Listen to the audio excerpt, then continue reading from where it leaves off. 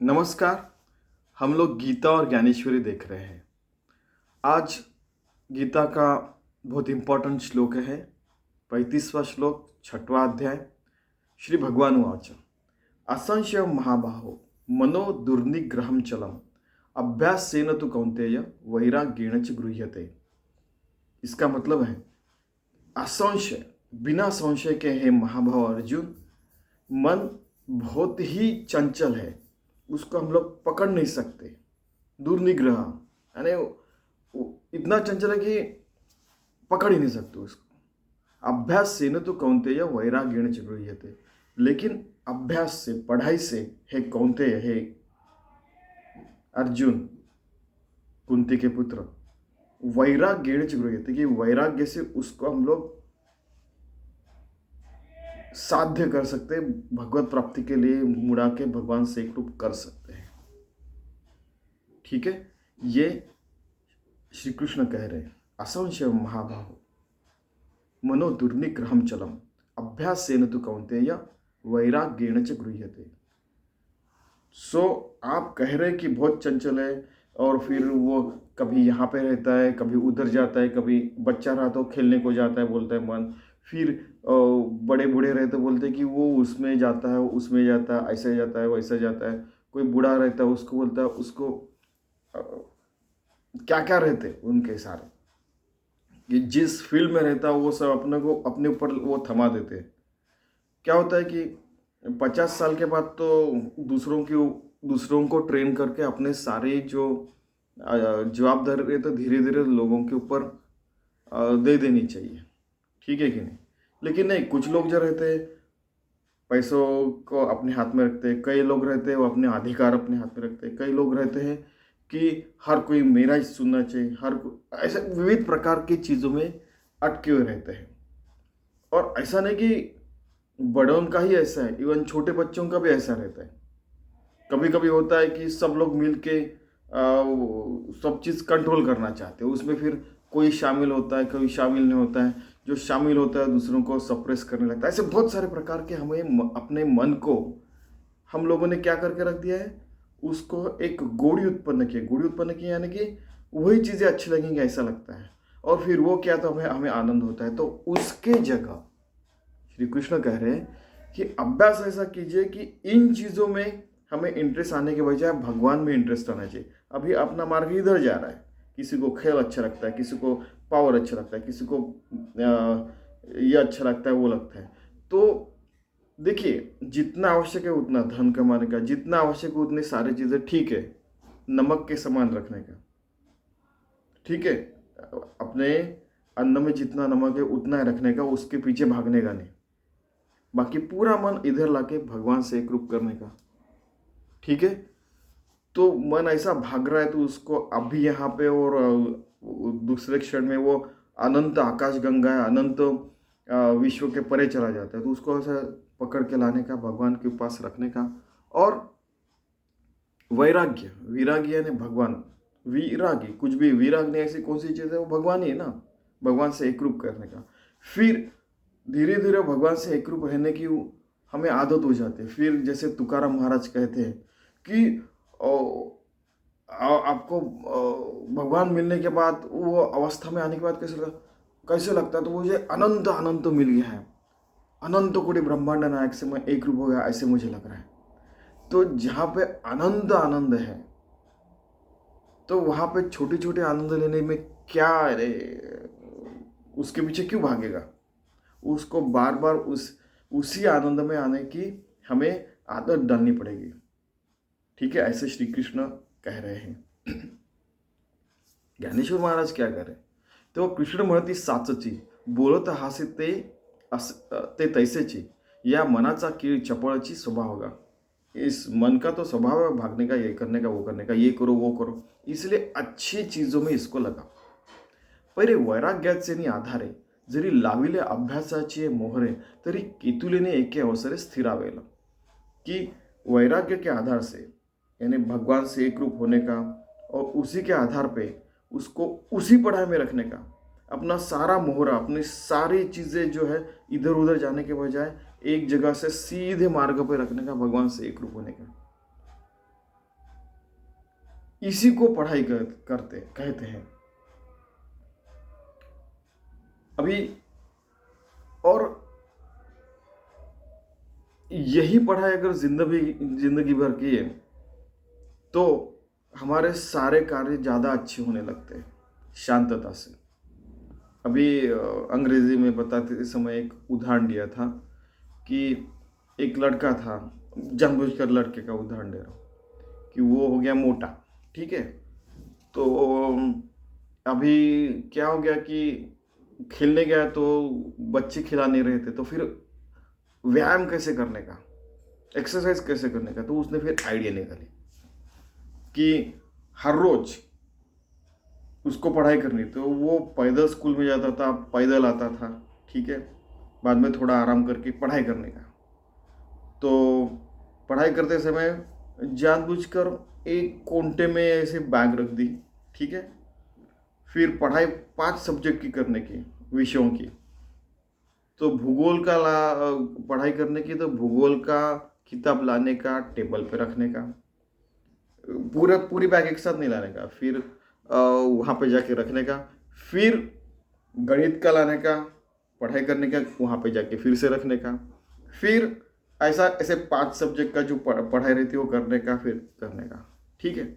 बाद में जानबूझकर खाना इधर दूसरे रूम में खाने का। और जैसे अगर वो मोटे आदमी, सपोज वो 10 रोटी खा रहे सपोज है, तो एक रोटी लेके आने का, इधर आने का खाने का, दूसरी लेके आने का खाने का, इस रूम में ऐसा। तो उसका क्या हो गया, एक्सरसाइज होने लगा।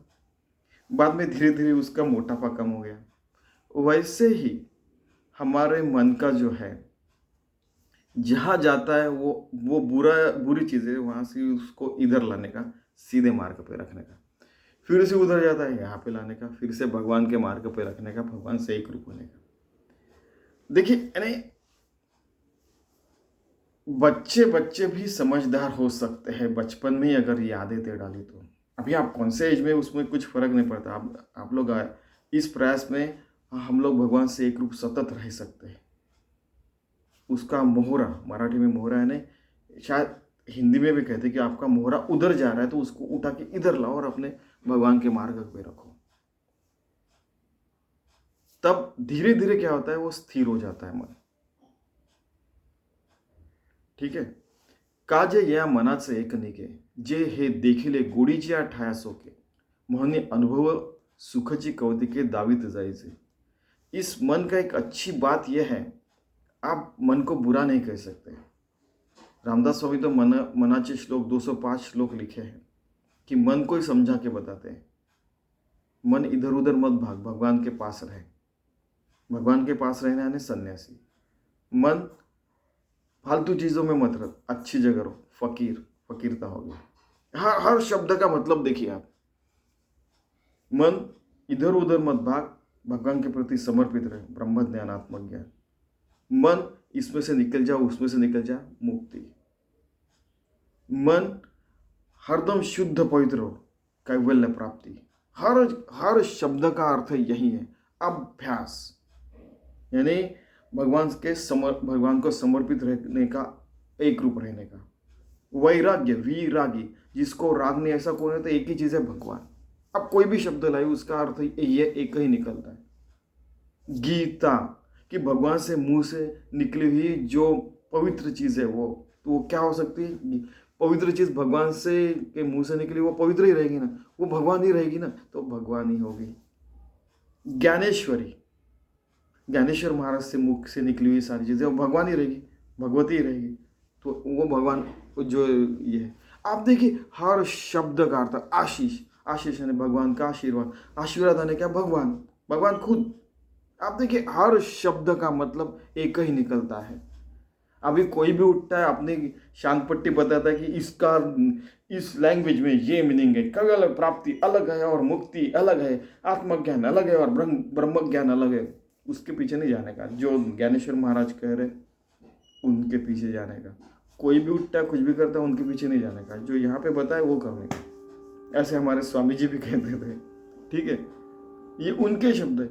कोई भी उठता है, कुछ भी कहता है, उनके पीछे हजारों लाखों लोग जाते हैं। ऐसा कैसे होता है? और ज्ञानेश्वर महाराज चिल्ला चिल्ला के बता रहे हैं आप आत्मा हो, श्री कृष्ण बता रहे, उनके पीछे क्यों नहीं जाता कोई?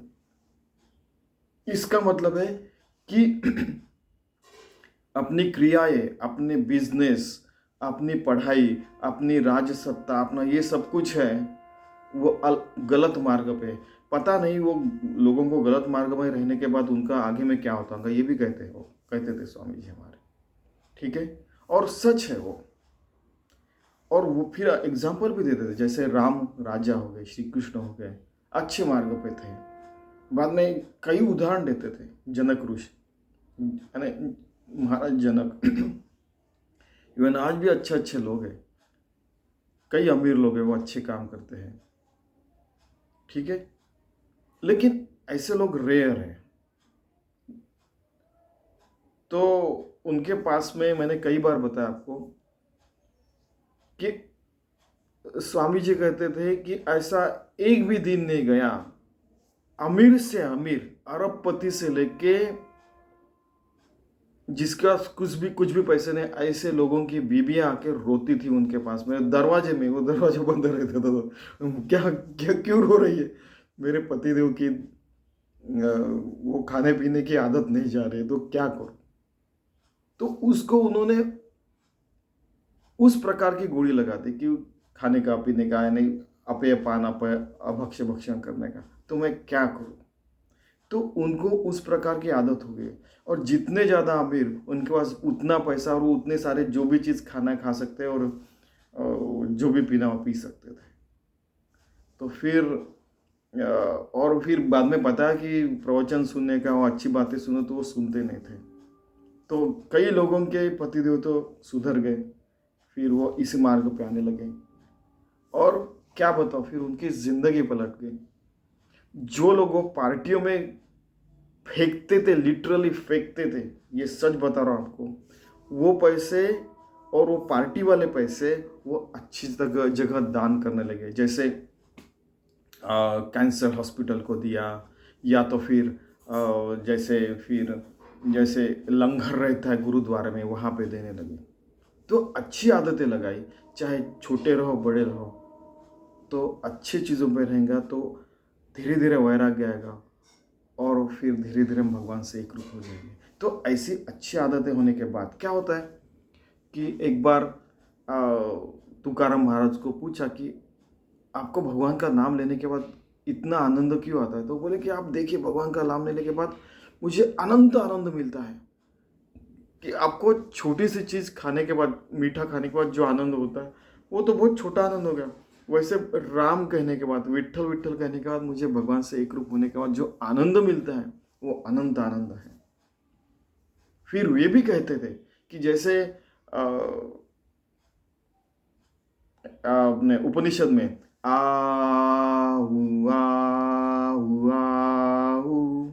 अहमन्नम अहमन्नम ऐसे जो करके नाचते हैं ऋषि मुनि, वैसा लगता है। और ये सच है कि हम लोग सामान्य जीवन जी के भी आत्मज्ञानी हो सकते हैं। और स्वामी जी कहते थे कि हाँ, ये सच है कि मन को अच्छी आदत लगाने से, मैं आपको स्टैम्प पेपर पे लिख के देता हूँ कि आपको आत्मज्ञान हो सकता है, मुक्ति मिल सकती है, कैवल्य प्राप्ति हो सकती है, आप भी बुद्ध हो सकते हैं, आप भी श्री कृष्ण हो सकते हैं, आप भी राम रूप हो सकते हैं। असली राम राज्य अपने अंदर है। फिर सब लोगों के अंदर राम राज्य होने के बाद पूरा समाज, पूरा देश, सारे देश राम राज्य में रह सकते। उसको यूटोपिया, आइडियलिस्टिक स्टेट वगैरह करके गालियाँ देने का, जो गालियाँ देते हैं यूटोपिया बोलते हैं, इसका मतलब उसमें उनका कुछ स्वार्थ है। ठीक है, तो ये हमें देखने का नहीं, हमको हमारे अंदर में राम राज्य लाने का है, हमारे अंदर वैराग्य में लाने का है, हमारे मन को कंट्रोल करके भगवान के नामस्मरण में रहने का, हमको योगी बनने का है। और धीरे धीरे हमारा आदर्श देख के सारे लोग योगी भक्त हो गए, फिर समाज राम राज्य की ओर, यूटोपिया की ओर और जाएगा। और ऐसा ही समझ लो, हम लोग फिर चंद्रमंगल के परे भी ले जा सकते हैं। ठीक है, तो आज हमने देखा कि श्री कृष्ण कह रहे हैं कि मन को जो अच्छी चीज़ें लगती है वही वो करता है। तो उसको ये भगवान की अच्छे मार्ग की, योगी बनने की और एक अच्छा ज़िंदगी जीने के मार्ग पे, परमार्थ मार्ग पे क्यों न लाए?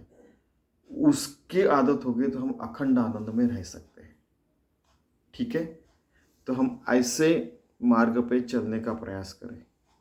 हर कोई कर सकता है, किसी भी एज में, किसी भी प्रकार की ज़िंदगी जी रहा है। हम तो नॉर्मल लोग हैं, उनकी बात कर रहा हूँ। तो वो आत्मज्ञान मिला सकता है अपने यही मन, यही शरीर, यही बुद्धि से और इसी जन्म में। चलो हम वैसे करने का प्रयास करते हैं। धन्यवाद।